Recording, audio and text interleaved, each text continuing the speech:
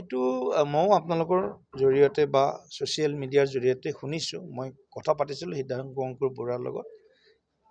এটা সময়ত হয়তো তেওঁ বিজেপি যুৱ মৰ্চাৰ সাংস্কৃতিক এটা যুৱ মৰ্চাৰ কেইটামান আয়াম থাকে, এটা কালচাৰেল আয়ামত তেওঁৰ নামটো বোধহয় আছিলে কিছুদিনৰ কাৰণে। তাৰপিছত কেইদিনমান মাত্ৰ বোধহয় আহিছিল, কিন্তু তাৰপিছত তেওঁ আমাৰ লগত আমিতো কেতিয়াও তেওঁক বিজেপিত যোৱাটো আমি 30 বছৰ বিজেপিত পুৰা সক্ৰিয়ভাৱে আছোঁ।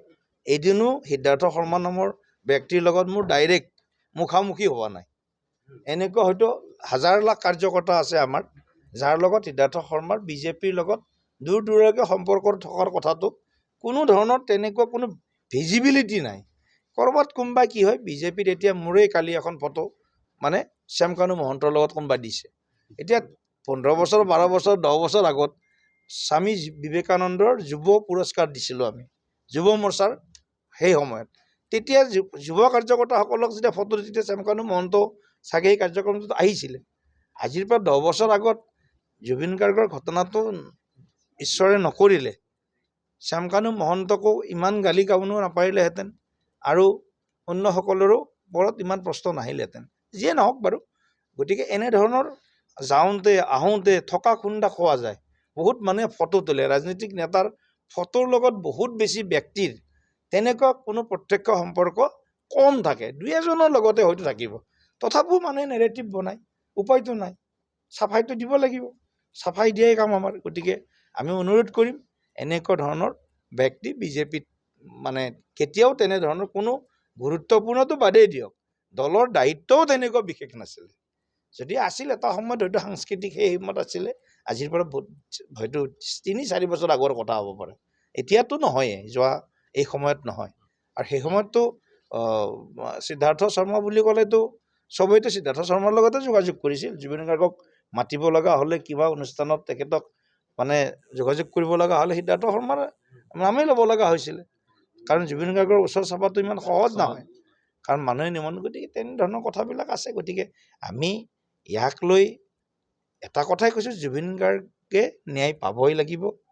ডক্টৰ হিমন্ত বিশ্ব শৰ্মা ডাঙৰীয়া, আমি ভাগ্যক্ৰমে এনেকুৱা মুখ্যমন্ত্ৰী পাইছোঁ যিজনে হৃদয়ৰ পৰা বিচাৰিছে জুবিন গাৰ্গৰ মৃত্যু ক্ষীপ্ৰ তদন্ত হওক, তাৰ কাৰণে SIT, তাৰ কাৰণে লুকআউট নটিচ, তাৰ কাৰণে একাউণ্ট চিজ কৰালৈকে।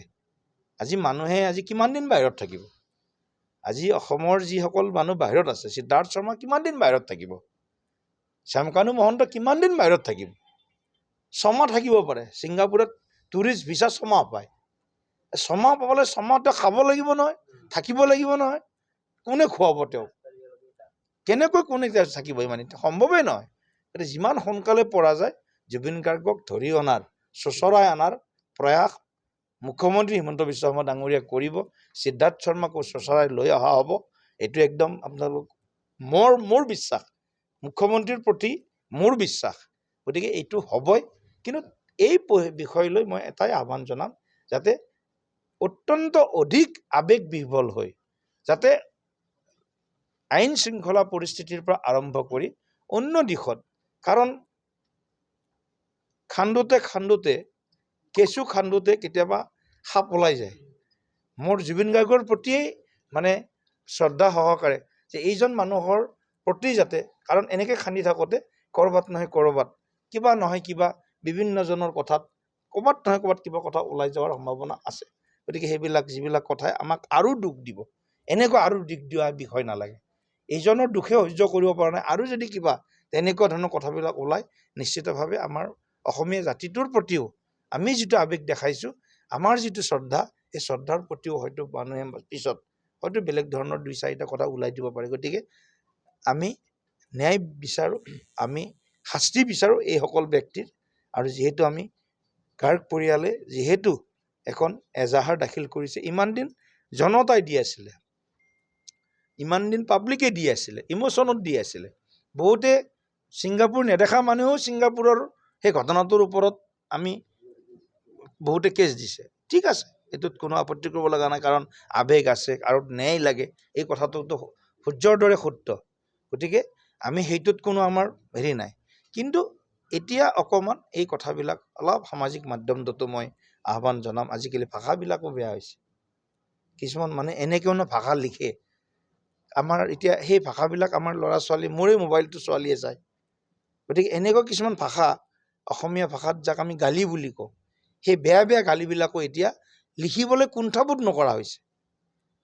মানে কোনোবাই কেতিয়াবা কাৰোবাক খঙত কেতিয়াবা কোনোবাই গালি পাৰিছে, সেইটো এটা বেলেগ চেপ্টাৰ, কিন্তু ৰিটেন ফৰ্মেটত এই ধৰণৰ শব্দবিলাক যিবিলাক আমাৰ মুখত ওলাব নালাগে, এনেকুৱা শব্দবিলাকে হয়তো অসমৰ সংস্কৃতি, আমাৰ যিটো চহকী যিটো আমাৰ সাহিত্যই হওক কিবাই হওক, এইবিলাক দিশত কিন্তু ক'ৰবাত নহয় ক'ৰবাত মানে আন এটা প্ৰজন্মক এই ধৰণে আকৌ বেয়া দিশত লৈ যোৱাৰ হয়তো সম্ভাৱনা আছে। গতিকে মই সকলোকে অনুৰোধ কৰিছোঁ, ন্যায় বিচাৰক, ন্যায় লাগিব। আমিও বিজেপি পৰিয়ালৰ 65 লাখ কাৰ্যকৰ্তাই পূৰা ন্যায় বিচাৰিছোঁ আৰু মুখ্যমন্ত্ৰী ডাঙৰীৰ ওপৰত দৃঢ় বিশ্বাস আমি ব্যক্ত কৰিছোঁ যে তেখেতে এই দোষীসকলক নিশ্চয় উপযুক্ত শাস্তি দিব। কিন্তু আইনৰ কিছুমান মানে বিধি বিধানৰ যিবিলাক প্ৰশ্ন আছে, সেই প্ৰশ্নবিলাকো আমি কেৱল আৱেগিকভাৱে কৰিব নোৱাৰোঁ। জুবিন গাৰ্গ 52 বছৰীয়া এজন প্ৰাপ্তবয়স্ক ব্যক্তি আছিল। গতিকে গোটেই কথাবিলাক সেইধৰণে খুব আইনত যাতে ক'তো সুৰুঙা ৰৈ নাযায়, সেই গোটেই কথাবিলাক খুব মানে গোটেইবিলাক যাব লাগিব। আৰু যিবিলাক আমাৰ বিশিষ্ট যিবিলাক আমাৰ অধিবক্তা আছে, আইনজীৱী আছে, তেওঁলোকৰ লগতো গোটেই কথাবিলাক আলোচনা হৈছে। মই মৃণাল তালুকদাৰ ডাঙৰীয়াৰ শ্ব' এটা চাইছিলোঁ। গতিকে মৃণাল শ্ব'টোত চাইছিলোঁ এটা অভিমন্যু বৰা, কি নাম, অংশুমান বৰাৰ সুন্দৰ এটা মই তেখেতৰ বক্তব্যবিলাকো চাইছিলোঁ যে আইনে কি কৈ আছে, আইনে কিমান দূৰলৈকে মানে আইনৰ হাতৰাটো কি ধৰণে হ'ব পাৰে, গোটেই কথাবিলাক ধুনীয়াকৈ তেখেতে ব্যক্ত কৰিছে। গতিকে আমি এইটোৱে আশা কৰিম, এইসকল যিসকলে জুবিন গাৰ্গৰ প্ৰতি অৱহেলা কৰিলে, জুবিন গাৰ্গক যি ধৰণে কেয়াৰ ল'ব লাগিছিল কেয়াৰ নল'লে, এই গোটেই কথাবিলাকৰ তদন্ত আৰু ইয়াৰ লগত যিসকল দোষী বা অভিযুক্ত, এতিয়া দোষী বুলিয়ে কৈছোঁ বা অভিযুক্ত বুলিয়ে কৈছোঁ, সেইসকলক উচিত আৰু কঠোৰ শাস্তি সোনকালে প্ৰদান কৰাৰ ব্যৱস্থা কৰিব।